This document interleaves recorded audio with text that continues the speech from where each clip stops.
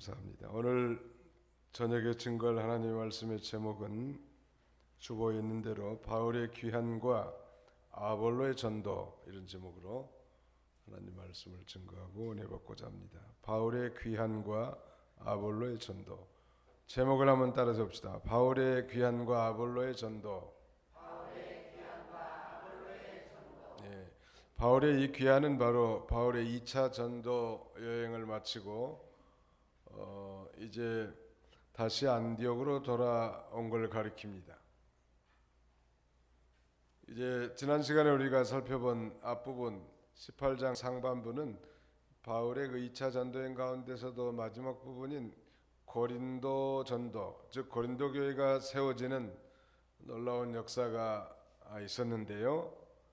이제 거기에 바울은 약 1년 반 정도 거기 사역하면서 하나님 말씀을 가르쳐서 이 교회가 세워졌습니다. 이제 그 형제들과 작별하고 이제 배를 타고 다시 시리아로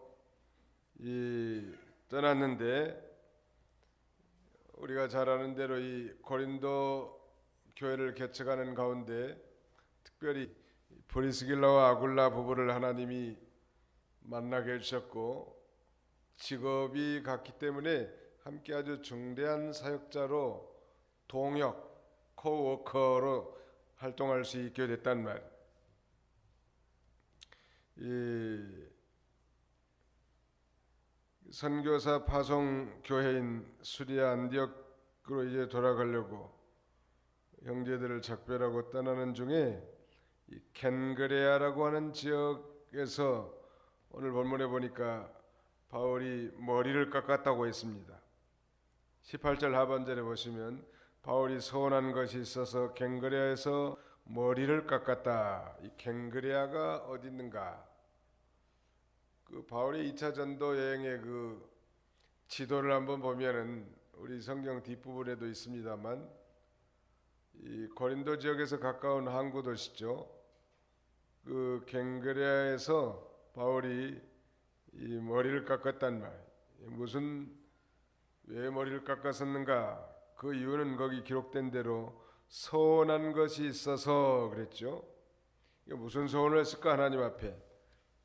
바울은 하나님 앞에 자기 몸을 바치겠다는 서원을 한 것인데, 예수님의 명령을 받들어 이제 전도하는데 그 길이 너무 험하고 막중하기 때문에 특별한 이 기간 동안 하나님 앞에 몸을 바치는 나시린의 서원을 하고 이 기도를 많이 한 것입니다. 그러니까 특별 기간 동안에 아주 기도하면서 서원을 한 건데, 그 서원자의 특징 중에 하나는 바로 머리를 깎지 않는 거예요. 그래서 여기서 이제 서원의 기간이 끝났기 때문에 머리를 깎았다고 여기 본문에 기록이 되어 있습니다. 바울이 이제 1차 전도여행 또 2차 전도여행을 마무리하는 그런 가운데 이 특별 소원을 하고 하나님 앞에 기도한 것 같아요. 그리고 그 소원이 끝나자 이제 머리를 깎은 거예요. 그래서 이 소원이 끝나기까지는 포도주나 독주를 입에다 대지 않고, 그 다음에는 머리에 삭도를 대지 않고, 그 다음에는 시체를 만져서는 안 됩니다. 이게 소위 나시린의 3대 특징인데요. 나시린이라고 하는 건 하나님께 바쳐진 자, 하나님께 드려진 자를 나시린이라고 하는데, 이 사사시대의 삼손은 어렸을 때부터 하나님께 바쳐진 자기 때문에 그 머리에 삭도를 대지 않았지 않습니까? 그래 결국 이 드릴라라고 하는 이 여인에게 침투한 그 마귀의 욕을 받아서 머리가 깎이고, 그 다음에는 블레셋 사람들에게 포로로 잡혀가서 비참한 생애를 마무리한 거예요. 바울은 이 2차 전도여행을 마무리하면서 아마 특별 소원 기간을 정해놓은 것 같아요. 그리고 그 기도를 많이 하고 소원이 끝나니까 이제 머리를 깎은 거예요. 오늘 우리 신약시대 모든 성도들은 다 이 영적 나실인이에요. 우리가 이 특별한 기간을 정해놓고 하나님 앞에 기도하는 거 그래서 중요하고, 또 나실인처럼 하나님 앞에 몸을 바치고 늘 새로운 은혜를 받아서 이 새 출발하는 것이 때때로 아주 필요한 것입니다. 한번 따라합시다. 우리가 나실인입니다. 네, 나실인의 3대 특징이 뭐예요? 머리에 작도를 대지 않는다는 말. 그다음에 포도주나 독주를 입에 대지 않고, 세 번째는 시체를 만지지 않는다는 말. 율법에 그렇게 규정이 되어 있어요. 민수기 6장 1절 이하에 보면 이렇게 특별한 서원 기간 동안에 금식할 수도 있고, 또 하나님께 특별한 서원도 할 수 있는 것입니다. 가령 다니엘은 이 세일에 동안 겸비하고 하나님께 몸을 바쳐서 하나님의 뜻을 깨달으려고 전심을 기울이고 거기서부터 또 새 출발하는 것. 에스겔 선지자도 3장 15절 16절에 보면 에스겔 7일 동안 기한을 정해놓고 한적한 곳에서 기도하고 그 다음에 새 출발하는 것. 또 우리가 배웠던 이 에스라 선지자도 아하와 강변에서 성전 봉사자들과 함께 이 특별 이 기도를 하지 않았습니까? 이거 필요하다는 말. 그리고 이제 19절 보시면 그들이 에베소에 도착하자 그랬는데, 이 갱그리아에서 배를 타고 이 소아시아 가운데도 특별히 서쪽 아시아 지역에 있는 에베소에 도착했단 말. 에베소에 도착하자 바울이 그들을 거기에 남겨두고 잠시 회당에 들어가서 유대인들에게 강론하니, 그들은 이 브리스길라와 아굴라의 이 전도대를 가리키겠죠. 에베소에 도착했지만 우리가 잘 아는 대로 에베소는 우상이 아주 가득한 도시. 그래도 그 유대인의 이 공동체에 들어가서 그 유대인의 회당에 들어가서 이 성경을 강론했는데, 거기 모인 유대인들이 더 오래도록 머물러서 자기들에게 성경을 가르치도록 요구를 했지만 성경은 그가 허락하지 않았다고 했습니다. 바울이 허락하지 않았던, 바울은 지금 계획이 있어요. 2차 전도 여행을 마치고 예루살렘에 올라가서 자신의 그 2차 전도 여행의 그 놀라운 결과, 이걸 지금 보고도 하고, 또 이제 예루살렘의 특별한 절기, 유월절이나 오순절을 지킬 그런 스케줄이 있단 말. 그래서 이 에베소 교인들이 더 머물러 주기를 원했지만 나중에 하나님의 뜻이면 다시 돌아오겠다는 것. 21절 작별하며 말하기를 하나님께서 원하시면 다시 너희에게 돌아오겠다 하고 에베소에서 배를 타고 떠났다, 이렇게 기록되어 있습니다. 근데 22절에 보면 그가 가이사랴에 내려 예루살렘으로 올라가 교회에 문안한 후에 안디옥으로 내려가 그랬습니다. 여기 2차 전도여행 지도 쏠 수 있나요? 혹시 쏠 수 있으면 거기를 한번 보시면 상당히 먼 길이에요. 이 고린도라고 하는 건 아가야 지역에서 이제 배 타고 에베소로 건너갔고, 에베소에서 그 다음에는 중동 이 시리아의 안디옥에까지 온 길은 엄청 먼 길인데, 안디옥에 가기 전에 이 가이사랴에 도착해서 안디옥으로 먼저 가지 않고 여기 성경에 보니까 예루살렘으로 올라갔다고 했습니다. 여기 지도를 한번 보실까요? 여기가 지금 고린도 지역 아가야 지역인데, 아니 이쯤이 겐그레아 지역이죠. 겐그레아. 여기가 아마 겐그레아인 모양. 그래서 여기서 아마 배를 타고 에베소 지역에 잠깐 머물렀는데, 이때 전도하는 데 동행했던 인물이 브리스길라와 아굴라, 아마 누가도 거기에 포함되지 않았겠는가 생각이 됩니다. 그리고 이제 에베소에서 급히 이 먼 항해 길을 오는 거예요.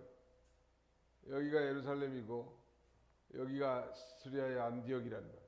근데 가이사랴에 도착했으면 성교 파송교인 안디옥 교회로 가야 되겠는데, 안디옥 교회로 가지 않고 먼저 예루살렘에 들렸다는 말이에요. 왜 들렸는가? 예루살렘에 들린 이유는 이 두 가지로 설명할 수 있겠는데요. 첫째는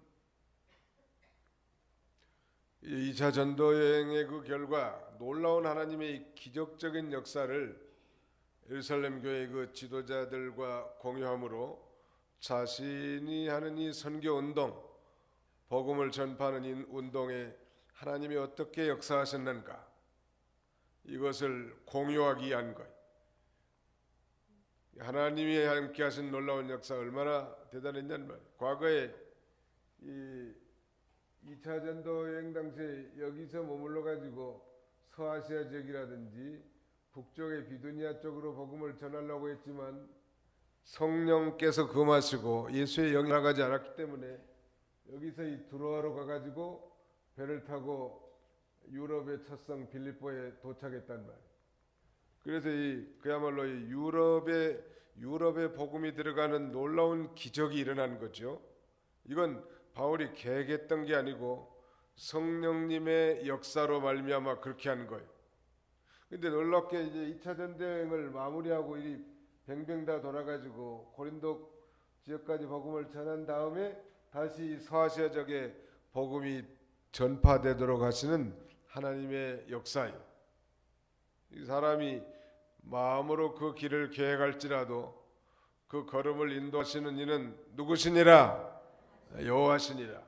여호와 하나님이 인도하시는 것.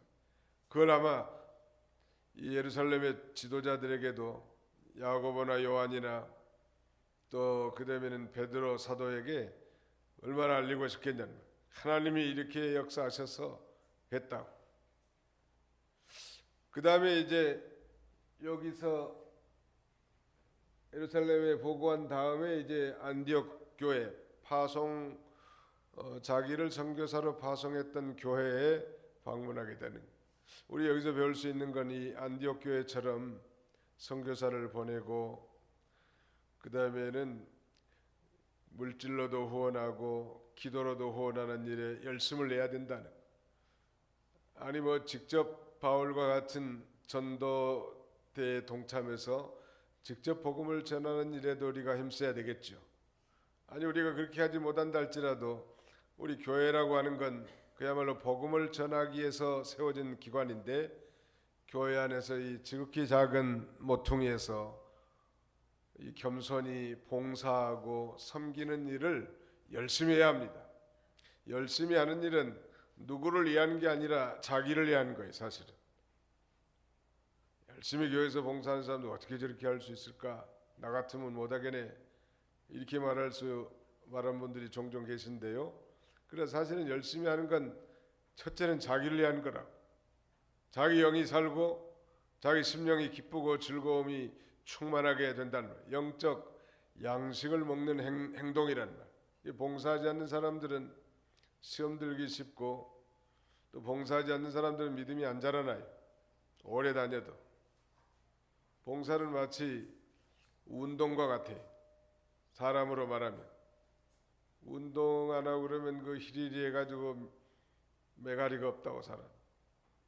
강건하지 못해. 이 바울이 이제 소위 귀환한 거죠. 2차 전도여행. 사실은 2차 전도여행의 출발의 목적은 1차 전도여행 때 복음의 씨앗을 뿌렸던 그 지역에 돌아다니면서 복음을 받은 그 성도들을 견고하게 세우고자 하는 그런 목적으로 떠났지만, 하나님께서는 놀라운 그 마케도니아 환상을 통해서 유럽으로 바울을 인도하시지 않았습니까?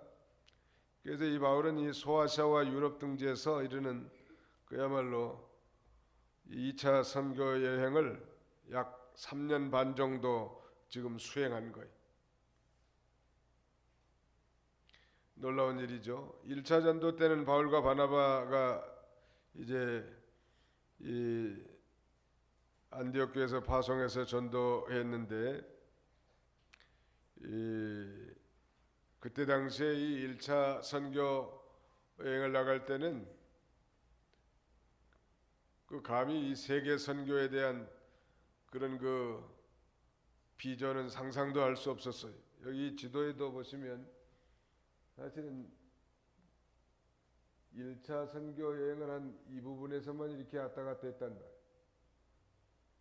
말이에요. 1차 선교 여행 때는 그야말로 사람들이 보기에는 지극히 미미해 보였지만 성령의 위대하신 능력이 거기에 개입함으로 이제 궁극적으로는 유럽과 세계 역사를 바꿔놓게 됐단 말. 구브로 섬에서 시작된 1차 선교는 2년 정도 걸렸고 또 복음과 여러 가지 무속신앙의 대립으로 구원을 주는 능력의 복음이 사단의 세력들을 다 물리치고 승리의 전진을 계속한 거예요. 그리고 이제 오늘 여기 이제 22절 보실까요? 그가 가이사랴에 내려 예루살렘으로 올라가 교회에 문안한 후에 안디옥으로 내려가 그랬습니다. 23절 얼마 동안 그곳에서 지낸 후에 그곳을 떠나 갈라디아 지방과 부르기아를 차례로 다니며 모든 제자들을 굳건히 하였다 그랬는데요. 얼마 동안 지낸 다음에 다시 출발한 건 이제 바울의 3차 전도 여행의 시작인데 학자들이 하면 주후 52년에서 53년 약 1년 정도 거기 안디옥에 머물렀다는 거예요.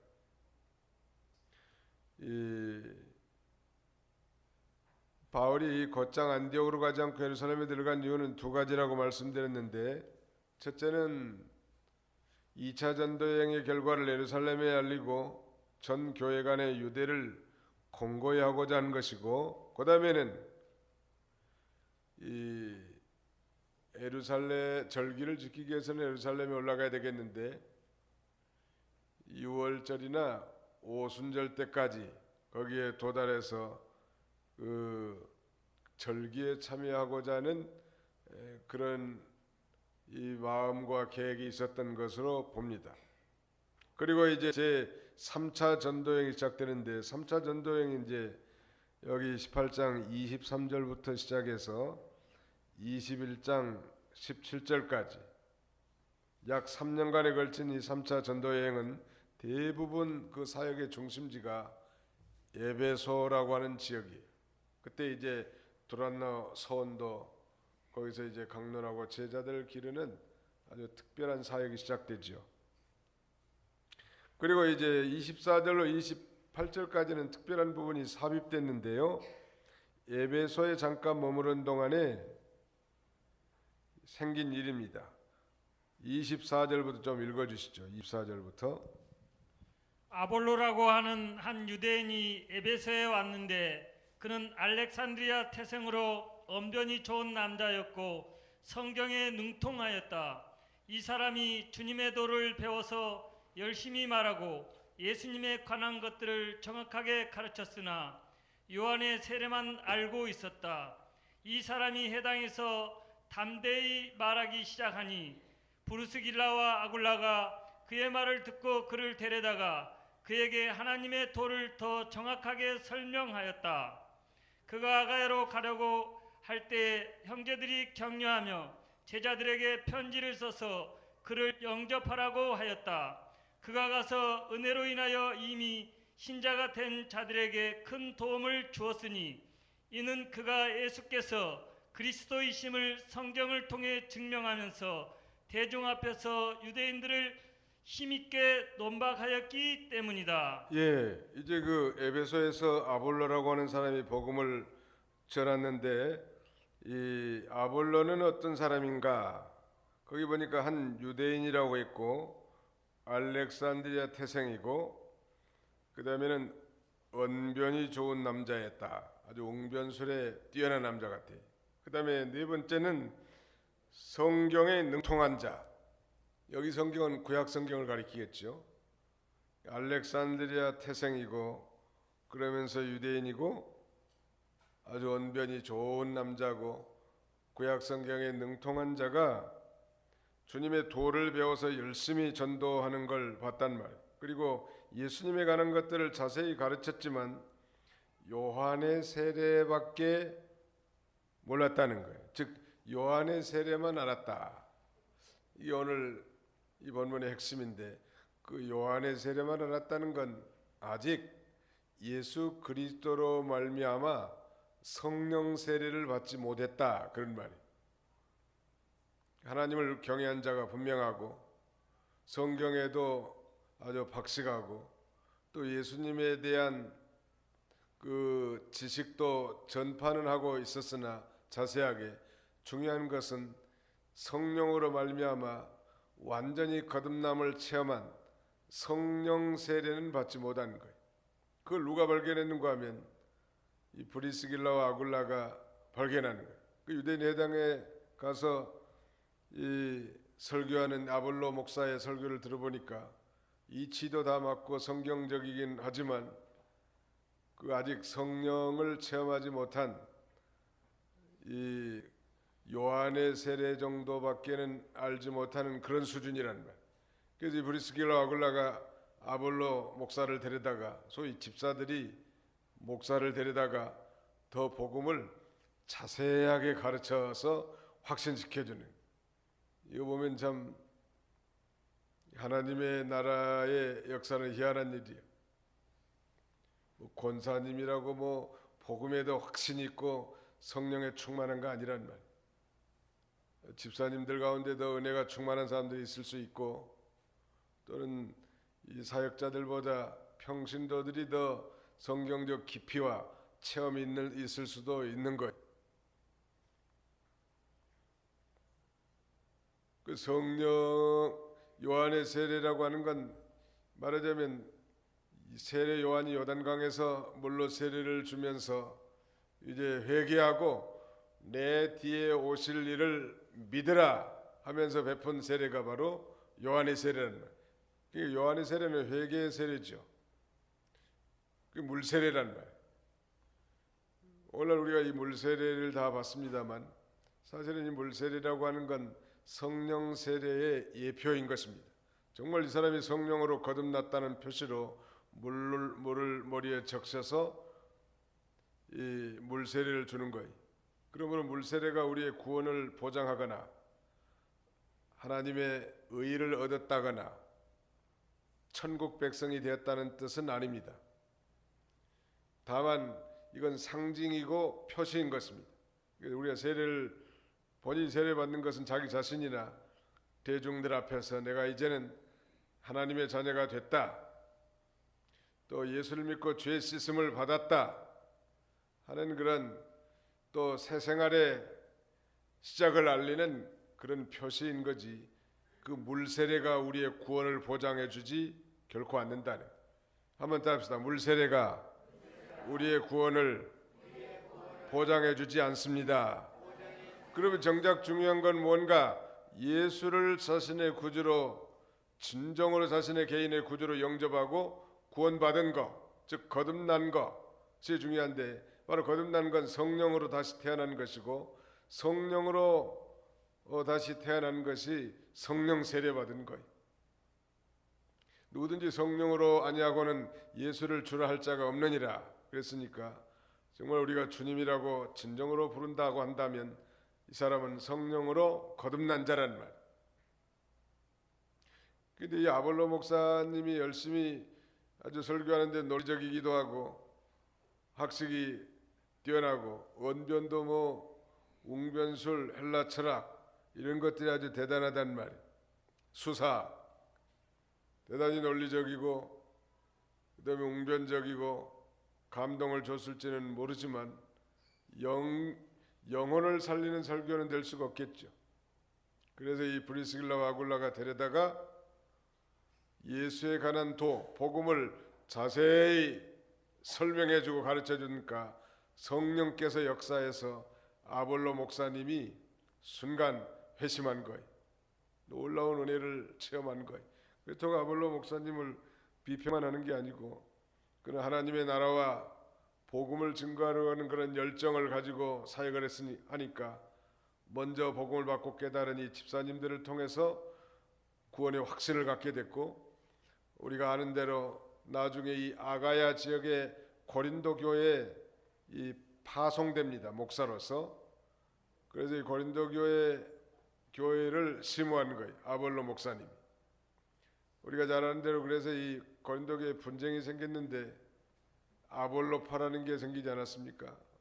바울파, 아볼로파, 게바, 즉 베드로파, 그리스도파라고 하는 이런 네 개의 파당이 생겼는데, 아볼로파가 생긴 거 보면 아볼로가 이 고린도 교회에 가서 끼친 영적 영향력이 대단하다고 할 수 있겠죠.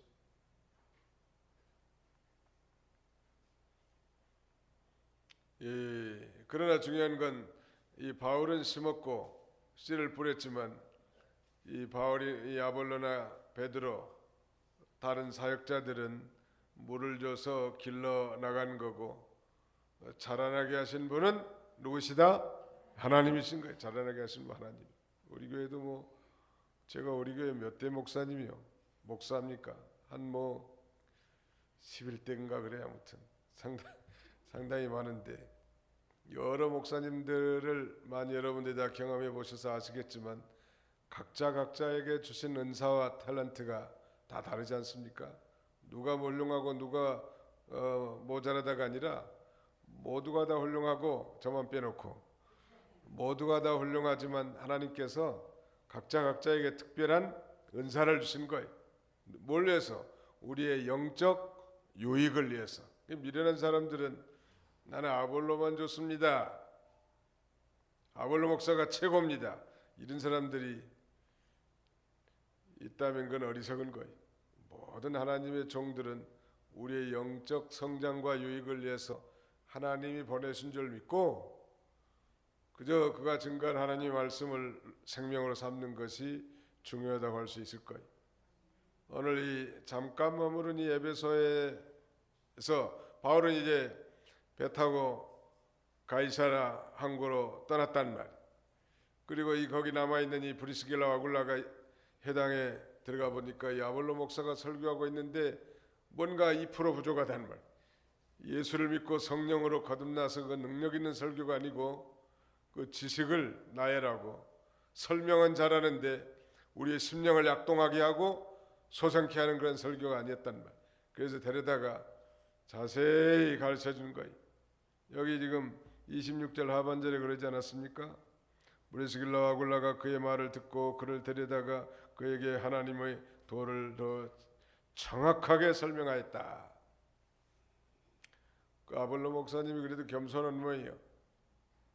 아주 정통파고 유대인이고 성경에 능통하고 웅변술에 뛰어나고 헬라 철학이나 수사학이나 능한 학자인데, 이 집사님들이 자기를 오라게 가지고 가르쳐달라고 하니까 감히 너희 집사 녀석들이 나를 가르쳐달라고 하냐고 그러면서 무찌를 수도 있었겠지만 그렇게 하지 않고 겸손한 마음으로 잘 받아서 이 다음에 그 훌륭한 목사로서 사역자로서 쓰임을 받지 않습니까?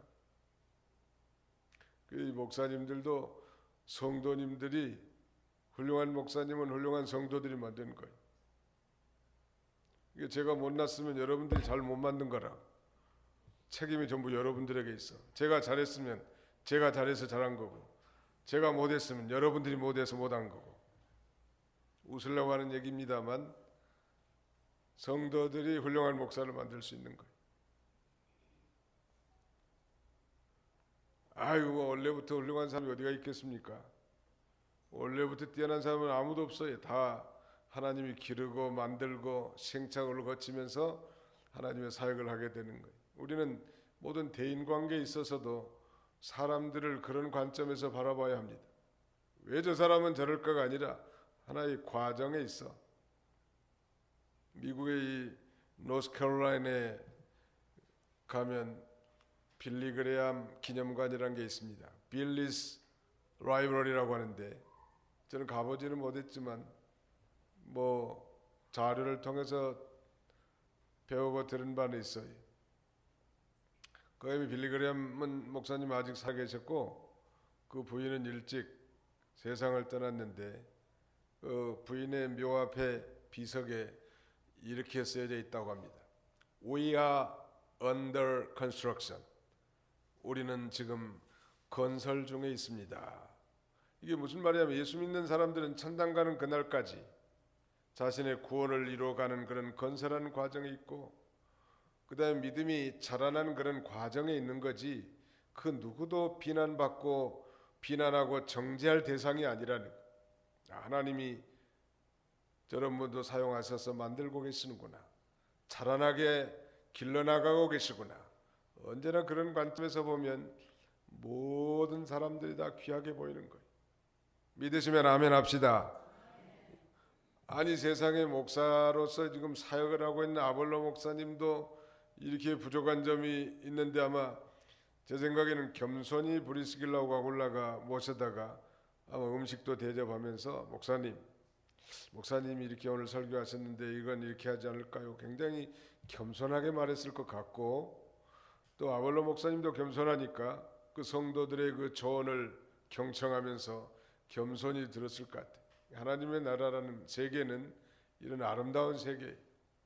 누가 주장하고 누가 정죄하고 비난하고 저건 아예 못 쓸 거다. 그런 거 아니에요. 하나님은 다 고쳐서 미국에서 우리 한국 사람들이 많이 하는 직업 가운데 하나가 세탁소인데 우리 한국의 세탁소를 생각하면 좀 잘못 생각하는 거예요. 그래서 세탁소가 무슨 큰 공장이요. 그리고 이제 별도로 이제 주문을 받는 샵이 있는데 세탁소에 가보니까 아주 뭐 큰 중소기업 공장이더라. 근데 바느질을 하는 사람들이 돈을 좀 많이 버는데 바느질하는 걸 alteration이라고 합니다. 수선하는 거. 그리고 바지가랑이 하나 이 기장줄인데 이런 거 뭐 한 20불 받아. 20불이면 얼마냐면 24,000원. 근데 참 놀라운 건 미국 사람들은 그 어떤 그 제품에 대해서 굉장히 그 의미를 중요하게 생각합니다. 가령 뭐 자기 어머니나 아버지가 무슨 옷을 하나 선물했다 그러면은 이건 우리 어머니가 선물하는 거라고 굉장히 귀중하게 여기고 가치 있게 생각. 옷이만 너덜너덜해가지고 벌 때도 됐는데 안 버려. 옷값이 한 3만 원짜리인데 이걸 좀 수리하면 한 5만 원 들어. 그래도 수리해서 입어 그 사람들은. 그러니까 우리나라처럼 그 가성비만 생각하는 게 아니라는 그 의미를 굉장히 중요하게 여깁니다. 그러니까 이 한국 사람들 같으면 그 세탁소 한 사람들 얘기가 그러더라고. 한국 사람들 같으면 굶어 죽는데 자기들은. 한국 사람들은 절대 대리미질하러 안 댕긴대. 미국 사람들은 자기가 국회의원이어도 자기가 입을 옷을 직접 들고 세탁소에다 맡깁니다. 또 자기가 찾아가. 이런 문화예요. 그리고 한번 입은 옷은 다음날 안 입어. 그러니까 한국 사람들이 돈을 버는 거예요. 우리 한국 사람들은 한 달 내내 가도 다리미질 안 한단 말이에요. 그러면 뭐 세탁소 한 사람이 다 굶어 죽죠. 말씀드리려고 요지는 그래도 조금 부가가치가 높은 게 바느질 잘하면은 고쳐주는 거 있잖아요. 이건 돈을 좀 많이 받는 거예요. 뭐 아이샤스 하나 데리는데 한 5천 원 받는다면 뭐 수선하는 건 한 2만 원, 3만 원도 받을 수 있으니까. 근데 뭐 실력 있는 사람들은 못 고칠 옷이 없대요. 우리 하나님은 못 고칠 사람이 없어. 다 고쳤어요. 그러니까 어떤 사람도 정죄의 대상이 될 수 없다는 거예요. 언제나 소망을 가지고 기다려주고 참아주고 이해해주고 덮어주고 격려해주고 또 이끌어주는 거예요. 좋은 말 해주고. 그러면 좋은 사람이 돼요. 우리 자녀들이 그래서 다 좋은 사람이 된 거예요. 잘못할 때마다 무슨 재판했다고 한번 생각해 보세요. 얼마나 비뚤어졌겠는지. 아볼로 목사님인데 그래도 완벽할 줄 알았는데 이렇게 형편없는 면이 있지 않았습니까? 그런데 이 브리스길라와 아굴라가 겸손히 모셔다가 대접도 하면서 아마 잘 가르친 것 같아요. 자존심도 안 상하고 겸손한 마음으로 또 잘 배워서 훌륭한 사역자로 쓰임받게 됐단 말. 이것이 이제 2차 전도 여행을 마치고 바울은 이제 안디옥으로 가고 그 남아있는 이 브리스길라와 아굴라가 에베소에서 일어난 일이에요. 이제 이 에베소 사역이 이제 19장 이후에 본격적으로 시작이 됩니다. 기대를 좀 많이 하시라. 기도합시다. 기도하겠습니다. 살아계신 하나님 감사합니다. 지난 3일 동안도 하나님 은혜의 장중에 붙들어 주셨다가 오늘도 이 저녁에 저희를 불러주시고 바울의 이 2차 전도여행을 마치고 귀환한 내용과 아볼로의 전도를 통해서 우리가 하나님의 말씀을 배우게 하셨사오니 감사합니다. 아버지 하나님, 우리도 어떻게 하든지 우리가 할 수만 있으면 복음을 증거하고 할 수만 있으면 복음 전도자들을 돕고 물질적으로나 또 기도로 후원해서 어떻게든지 하나님의 나라가 창성하게 되어져 나가도록 우리 하나님께서 역사해 주시기를 간절히 바라옵고 원합니다. 모든 사람은 다 허물이 있고 부족한 점이 많이 있사오니 하나님, 우리가 믿음으로 모든 사람을 바라보고 또 저들을 향한 하나님의 계획과 섭리와 소원이 있는 줄 알고 항상 존중히 여기고 배려하며 이끌어지고 격려하는 성숙한 그리스도인들이 다 되게 하여 주시옵소서. 자비로우신 아버지 하나님, 남은 주간도 주님이 같이 해주시고 악한 마귀 일절투 못하도록 우리 하나님이 막아주시기를 원합니다. 몸이 아픈 성도들을 기억해 주시고 전에 듣고 배운 하나님의 말씀이 큰 능력과 생명이 되어서 어떤 환경도 다 이겨나갈 수 있도록 하나님께서 붙잡아 주시고 인도하여 주옵소서.